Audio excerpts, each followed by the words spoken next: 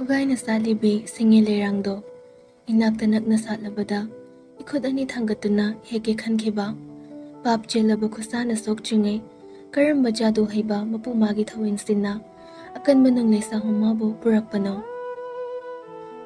khankhebada mangairi adubo nanglei magi sahumna hekpa lamba fangda khoisaunaraba mali asaba mahakti atamnana marali tabi mabu maral sibiredo maningtamna satninglibi singe lerang mahakto khangu thakta nachom oige yade haiduna mirai rubat nahitabu mihoba khoimu oiba tambo mahaktina thaikre mali oibiyu haijakhibani adubu thadok lamle irai lainasu hundok pirambani singe lerang mahakto naitum oina madomnata sakhenbi lindaubi lerang magi lehibo tanaduna thakluba khoimu madi hugi mayak yauramle khanglakle hojiktada penjada hugi mayak na piraba chaina aduga loinana hingledo ngasidi nonglen kapchei haukraba wari singbol kayabu chingthoktuna wakhal manungda nainari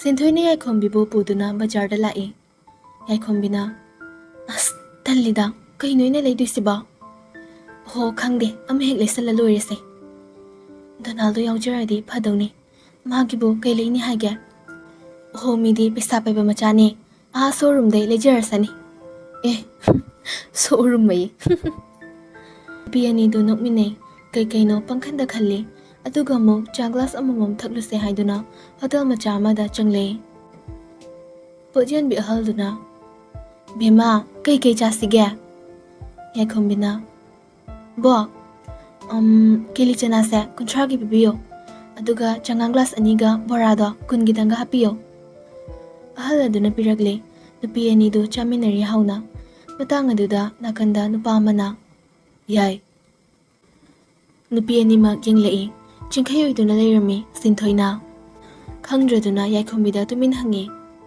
yai kanamna siba yaikhombisu tamna khume uchi ko phaigi mayambani kaino nang hana khangnabra siba khangnade ngasi khakni photo da budi ukhre hana aduka yam khangnaba dawnaga tawdramai side maisibu nang pami chala chaloi mi lohongabani jamna sumkorok poiramni nupi macha ni duge mataw yengduna no ichingkhaina yaikhombi haba natro nangi mingduna hoi sumaisa nanga khangna ningba Sinthoi murum soli kainomni naside chingkhai makhatai number am tupiram gira yakhombi ngakna kaiba ai sombo khanjaba kuirabani ado nawgalap nakre hojikti khaidena aiga mukloina ba kaino somna pamise ai nang pami adu yam chawkhata ba ngang nanang nupaga khangnar mi khangna adugi sumathakta natuna sasu leiraba aisibu kaini haina khange nanang nupa oktabaduga loinarami haidunabo aisibu oktabinisira nang aibu sitribra namaiduda thazilawrona nakhogi nachil nanausina asu yamna okchiba nipida chopisa kaigino noisibu kailaina kasarake chingkhai makhutna machilbanda thamduna yam hainadaba minok amano hey nupina sakyam kakano masikawgano nang nasa nupini Sinthoina yare somchat pikro adu natrabadi nang natay kya charoi tanja duda lamngan ba jos mathai changlaktuna hanglari nupi ani duda kidore kana no siba Sinthoina khangde prapap sanga ga tawre isini wangang sanga yam luzade mathai sakaklamna yamba kailera chingkhai su sitana natai maga wari sanaramani inaw noide kailera swaisida yaikhombi hainada pisum sukhe josna mukhaire itai mase khyam thambige haidi mafam khuding itai malai brasini khangjadabagi hangbani ko saubi yade ngarang su ukhrulda itai ma malai bu urakpa aduda sum chingkhai ipa pakhatna hey nang kanano mothaina khangningak prane khangadawne khuiraroida lamnganba nupi ani tudo ansinduna nabani chalo minoraga phasade lau thilamage khoi Yaikhombi wa makha tadre thokre. Sinthoi matung inakhe. Nupa ahumdu chatkre. Chutlamdaida lamnganba chingkhaigi manak changduna tamna nasona hairami. Sis my girl. Hairamduna thoke. Chingkhaigi nakanda lepamba nupaduna haire.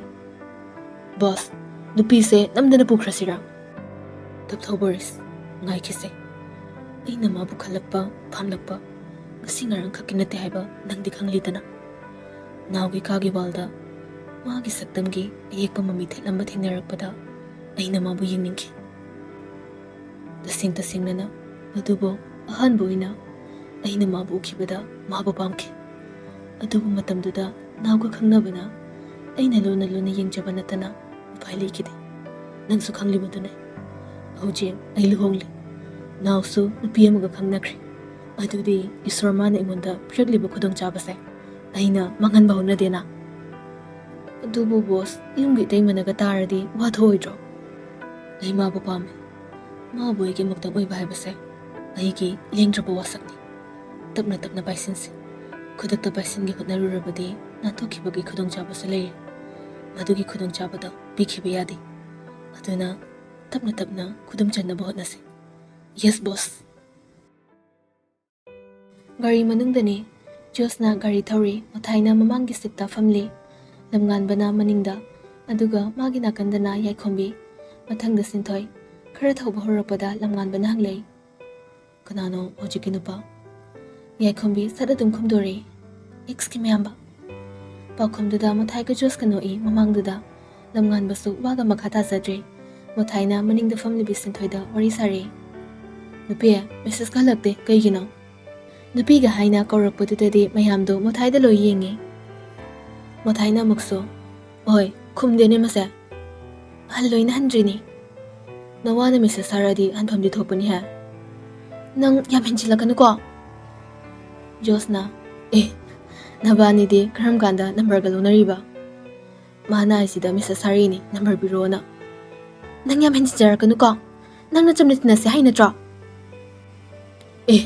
Aigi wabo nang nathazaribanine apang masi nupase yam ngame ahanba nauringaidadi kaisumga khangjadaba pura champutni mana sarambase aduga number hek phangkhibadagi aise mai nupidu mangai mana khallise message taga yam romantic oibaga saradana yam khatle adudi future ituda khachabane na thawra nang hojikne aina sauradi natai kya chauri kona kaidodoina haise nahunda segairagane nganam nambagi laun thoktoiba as Mata magi nupini. Gari ta tungliba mayamdasu anidugi wariduda noi Josna. Yari. Khatnarani mo. Ado ichol noibo kaida chaluino. Sinthoina. Imanaba magi birthday chatkadaba. Adugi dress khan malakpani bacharda. Mothaina. Imanabi nataba. Imanaba. Hoi. Asumna nupi anidu thambiramle. Aduga marubahumda chatkre. Numitugi numidangdani. Lamnganbagi phone da message ama lagle. Message ki marondana Sana Hotel room number 32 at 4:30 PM. Mathangi numita pung ahumga tarakpa adwaida marub ahumdo birthday party yawba lagle. Asumda lamnganbasu Mothaiga loinana lagle. Sana Hotel tamna room number 32 da changlakle. Makhoina ingangali. Mapandana Jos amadi pralin lehawi. Mafam khuding changduna yenglei. Ahanbada room do amakhak oiramgadawba manbani. Adubu room number 32 gi manungda amuksu room macha hapami. Fana chawi kado Kanglaipak asida Sana Hotel asina maming chatpa Royal Family ki khwaidagi pamnaba hotel amakhak oiri. Micham mamatana hotel asigi manungda pangna changmangamnade. Adubu chanaba marupke birthday ni haibagi lakling asidi Yaikhombi Sinthoi amadi Donaldso. Kanghauda hotel asi lingkhatlakibada miyam hupna angakpa fanghibani. Hotel asigi marumda karamba aronba thabak chathabagi haiba ngamde. Micham singi mitta pumnamak chumna uhanbani. Aduga paisa paiba makhoigina matam amagi warida yaurakhiba Sana khudab yayoibi onthokpani. Sana hotel asiga mari leinariba khudingmak mikupta selna thongsaduna Sanagi kaira kakhiba ngaktani. Maramdi karina khangde kanana so. Lamja machabu kanana karamba miyoiba oiningbage. Oiningda oikhiba kaya amani. Maraktuda mahaksu oihenbirambani lamja macha. Taibangi sangsaramada ingaw Iranglang leijaramba punsida lamja haiba mingthol ado pamjadaba mingthol ado kusinnabirabada karamba thawai panba jibana harauba ngamgadage.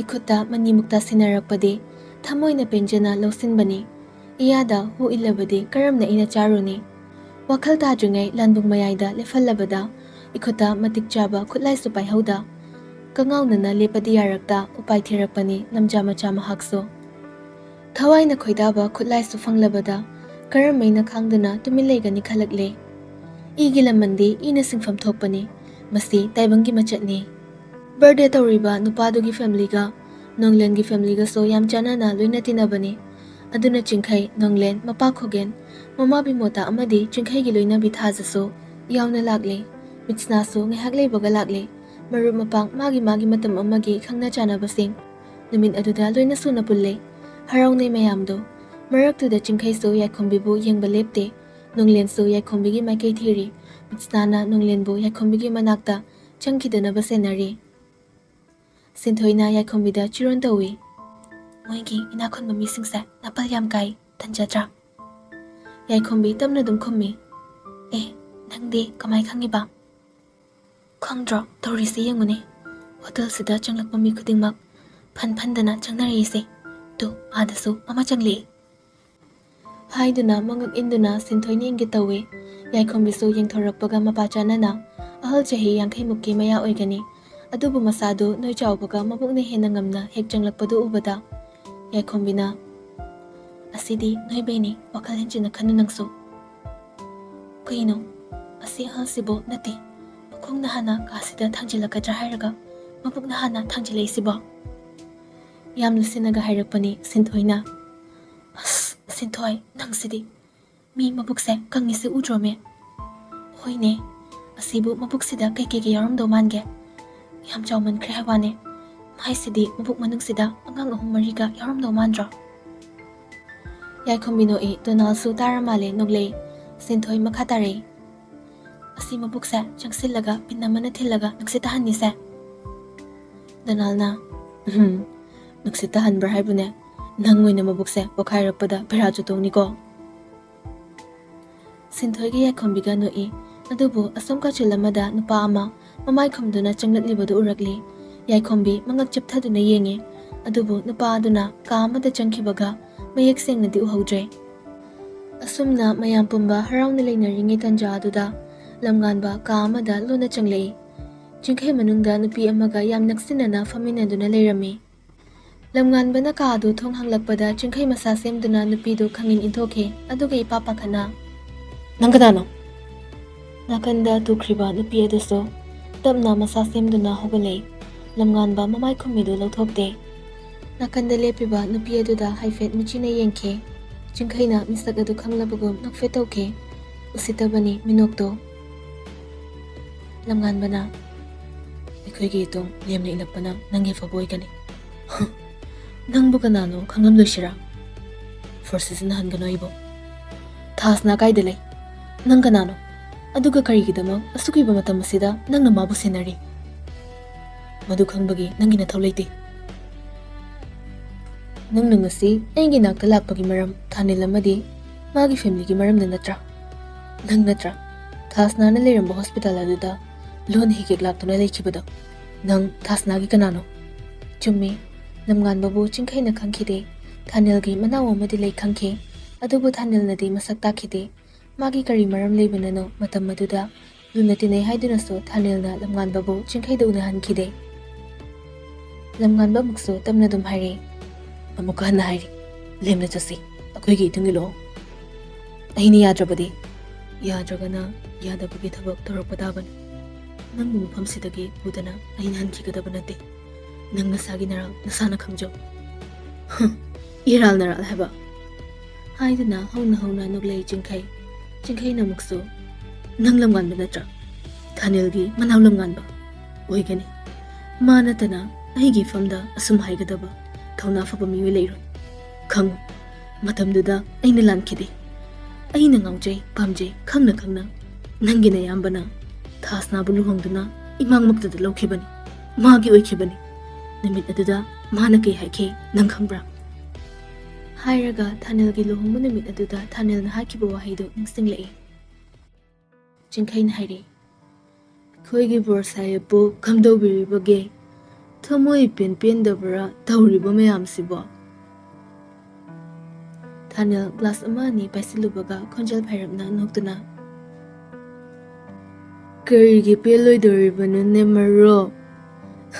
ꯉꯁꯤꯁꯦ ꯑꯩꯒꯤ ꯈ꯭ꯋꯥꯏꯗꯒꯤ ꯍꯦꯟꯅ ꯄꯦꯟꯖꯕ ꯅꯨꯃꯤꯠ ꯑꯃꯅꯤ꯫ ꯃꯇꯝ ꯑꯃꯗ ꯑꯩꯅ ꯑꯍꯥꯟꯕ ꯑꯣꯏꯅ ꯄꯥꯎ ꯂꯧꯕ ꯆꯠꯈꯤꯕ ꯅꯨꯃꯤꯠꯇ ꯑꯩꯅ ꯍꯔꯥꯎꯈꯤꯕꯗꯣ."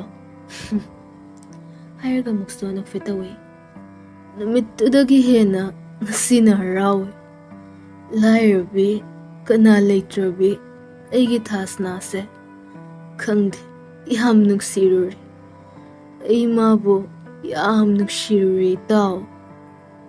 ꯃꯤꯀꯨꯞ ꯑꯗꯨꯗ ꯆꯤꯡꯈꯩ ꯅꯣꯛꯃꯤ ꯇꯧꯈꯤ, ꯑꯗꯨꯕꯨ ꯃꯈꯨꯠ ꯈꯨꯠꯇꯨꯝ ꯆꯦꯠꯅ ꯇꯥꯁꯤꯟꯗꯨꯅ ꯃꯕꯨꯛꯇ ꯈꯟꯈꯤ, "ꯑꯩꯕꯨ ꯁꯤꯡꯅꯕꯅꯤ, ꯑꯩꯒꯤ ꯃꯔꯨꯞꯃꯛꯅ ꯑꯩꯕꯨ ꯏꯀꯥꯏꯕ ꯄꯤꯕꯅꯤ꯫ ꯑꯩꯃꯛꯅ ꯄꯥꯝꯖꯩ ꯈꯪꯅ ꯈꯪꯅ ꯑꯩꯕꯨ ꯏꯀꯥꯏꯕ ꯄꯤꯕ ꯅꯪꯕꯨ ꯑꯩꯅ ꯃꯔꯨꯞꯅꯤ ꯀꯔꯝ ꯈꯟꯒꯅꯤ? ꯅꯪꯗꯤ ꯑꯩꯒꯤ ꯈ꯭ꯋꯥꯏꯗꯒꯤ ꯌꯦꯛꯅꯕ ꯑꯣꯏꯒꯗꯕꯅꯤ." ꯅꯤꯡꯁꯤꯡꯂꯛꯄ ꯃꯤꯀꯨꯞꯇ ꯆꯤꯡꯈꯩ ꯃꯇꯤꯟ ꯁꯤꯠꯂꯤ꯫ "ꯊꯨꯏ!" ꯆꯤꯡꯈꯩꯒꯤ ꯑꯍꯣꯡꯕ ꯃꯇꯧ ꯂꯝꯉꯥꯟꯕꯅ ꯃꯨꯟꯅ ꯌꯦꯡꯁꯤꯜꯂꯤ꯫ ꯆꯤꯡꯈꯩꯅ, "ꯃꯇꯝꯗꯨꯗ ꯑꯩꯅ ꯋꯥꯁꯛꯈꯤ, ꯃꯥꯕꯨ ꯑꯩꯒꯤ ꯈꯨꯠꯃꯛꯁꯤꯅ ꯍꯥꯠꯀꯅꯤ ꯍꯥꯏꯅ꯫ ꯑꯐꯪꯕ ꯑꯌꯥꯝꯕꯅꯁꯨ ꯑꯩꯕꯨ ꯂꯨꯅ ꯈꯟꯈꯤ, ꯑꯗꯨꯕꯨ ꯑꯩꯅꯗꯤ ꯃꯥꯕꯨ ꯌꯦꯛꯈ꯭ꯔꯕꯅꯤ꯫ ꯑꯩꯒꯤ ꯌꯦꯛꯅꯕ ꯃꯀꯣꯛꯇꯤ ꯃꯥꯅꯤ꯫ ꯊꯥꯁꯅꯥꯒꯤ ꯋꯥꯍꯧ ꯈꯛ ꯅꯠꯇꯅ ꯑꯩꯒꯤ ꯊꯕꯛ ꯊꯧꯔꯝ ꯈꯨꯗꯤꯡꯗ ꯃꯥꯅ ꯌꯦꯠꯈꯤꯕ, ꯃꯗꯨꯒꯤꯗꯟꯗꯤ ꯃꯥꯅ ꯐꯪꯖꯕꯅꯤ, ꯑꯩ ꯂꯥꯟꯗꯦ." ꯂꯝꯉꯥꯟꯕꯅ, "ꯅꯨꯄꯤꯕꯨ ꯀꯩꯁꯨ ꯂꯩꯇꯅ ꯈꯟꯕ ꯅꯪꯅꯤ, ꯑꯗꯨꯅ ꯌꯥꯖꯧ꯫ ꯅꯁꯥꯅ ꯅꯪ ꯁꯥꯅꯤ ꯍꯥꯏꯕꯗꯨ ꯅꯔꯥꯜ ꯃꯌꯥꯝꯗꯨꯕꯨ ꯈꯨꯝꯖꯤꯟꯗꯨꯅ ꯅꯪꯅ ꯇꯥꯏꯕꯪ ꯀꯨꯝꯍꯩ ꯅꯨꯡꯉꯥꯏꯅ ꯌꯥꯎꯒꯦ ꯈꯟꯕꯗꯤ ꯑꯩꯅ ꯌꯥꯅꯤ ꯈꯟꯕ꯭ꯔꯥ? ꯃꯁꯤ ꯈꯪꯉꯨ, ꯅꯪꯒꯤ ꯃꯇꯝ ꯌꯧꯔꯛꯑꯕꯅꯤ." ꯑꯁꯨꯝꯅ ꯍꯥꯏꯅꯔꯤꯉꯩꯗ ꯃꯣꯊꯥꯏ ꯀꯥꯗꯨꯗ ꯆꯪꯂꯛꯏ꯫ ꯆꯤꯡꯈꯩꯅ, "ꯑꯩꯅ ꯌꯥꯅꯤ ꯈꯟꯕ꯭ꯔꯥ? ꯉꯝꯂꯕꯗꯤ ꯐꯖꯧ, ꯅꯈꯨꯠ ꯄꯦꯟꯅ ꯅꯪꯒꯤ ꯏꯃꯨꯡꯕꯨ ꯍꯥꯠꯈꯤꯕꯒꯤ ꯂꯃꯟ ꯈꯨꯝꯖꯧ꯫ ꯑꯩꯁꯨ ꯅꯨꯄꯥꯅꯤ, ꯅꯪꯁꯨ ꯅꯨꯄꯥꯅꯤ, ꯄꯥꯡꯒꯜ ꯊꯧꯅꯥ ꯌꯦꯡꯅꯁꯤ." ꯂꯝꯉꯥꯟꯕ ꯃꯣꯊꯥꯏꯗ ꯏꯪꯒꯤꯠ ꯑꯃ ꯄꯤꯈꯤꯕꯒ ꯃꯣꯊꯥꯏ ꯆꯪꯁꯤꯟꯗꯨꯅ ꯆꯤꯡꯈꯩꯕꯨ ꯐꯥꯅꯕ ꯇꯧꯔꯛꯄꯗ ꯀꯗꯣꯝꯗꯒꯤꯅꯣ ꯈꯪꯗꯦ ꯆꯤꯡꯈꯩ ꯊꯥꯡ ꯁꯣꯔꯤ ꯑꯃ ꯄꯨꯊꯣꯔꯛꯇꯨꯅ ꯃꯣꯊꯥꯏꯒꯤ ꯃꯕꯨꯛ ꯅꯥꯛꯆꯦꯞꯇ ꯊꯤꯡꯖꯤꯜꯂꯛꯏ꯫ ꯑꯗꯨꯒ ꯆꯦꯟꯈꯤꯒꯦ ꯇꯧꯕꯗ ꯃꯄꯥꯟꯗ ꯂꯩꯍꯧꯕ ꯖꯣꯁꯨ ꯆꯪꯁꯤꯜꯂꯛꯄꯅ ꯍꯥꯟꯈ꯭ꯔꯦ꯫ ꯃꯥꯅ ꯆꯤꯡꯈꯩꯕꯨ ꯐꯥꯔꯦ, ꯂꯝꯉꯥꯟꯕꯅ ꯃꯣꯊꯥꯏꯒꯤ ꯃꯅꯥꯛꯇ ꯆꯦꯟꯁꯤꯜꯂꯤ꯫ ꯑꯗꯨꯋꯥꯏꯗ ꯂꯩꯔꯝꯕ ꯅꯨꯄꯤ ꯑꯗꯨꯁꯨ ꯂꯥꯎꯕ ꯍꯧꯔꯛꯏ, "ꯃꯤ ꯍꯥꯠꯂꯦ! ꯑꯣ, ꯃꯤ ꯍꯥꯠꯂꯦ! ꯀꯅꯥ ꯀꯅꯥ ꯂꯩꯕꯒꯦ?" ꯃꯇꯥꯡ ꯑꯗꯨꯗ ꯆꯤꯡꯈꯩꯒꯤ ꯂꯣꯏꯅꯕꯤ ꯊꯥꯖꯁꯨ ꯆꯪꯂꯛꯏ, ꯑꯗꯨꯒ ꯏꯄꯥ ꯄꯥꯈꯠꯅ ꯂꯦꯞꯇꯨꯅ ꯂꯩꯈ꯭ꯔꯦ꯫ ꯖꯣꯁꯅ ꯃꯣꯊꯥꯏꯕꯨ ꯁꯝꯍꯜꯂꯝꯂꯒ ꯆꯤꯡꯈꯩꯕꯨ ꯏꯟꯗꯨꯅ ꯄꯨꯊꯣꯔꯛꯄꯗ ꯅꯨꯡꯂꯦꯟꯒ ꯌꯥꯏꯈꯣꯝꯕꯤꯒ ꯂꯦꯞꯃꯤꯟꯅꯗꯨꯅ ꯋꯥꯔꯤ ꯁꯥꯔꯝꯕꯗꯨ ꯍꯦꯛ ꯎꯕꯒ ꯈꯣꯏꯗꯧ ꯈꯪꯁꯥꯎ ꯁꯥꯎꯅꯤꯡꯈꯤ꯫ ꯑꯗꯨꯅ ꯃꯃꯤꯠ ꯈꯥꯅ ꯑꯃꯨꯛꯇꯪ ꯌꯦꯡꯂꯝꯂꯒ ꯆꯤꯡꯈꯩꯕꯨ ꯄꯨꯗꯨꯅ ꯆꯠꯈ꯭ꯔꯦ꯫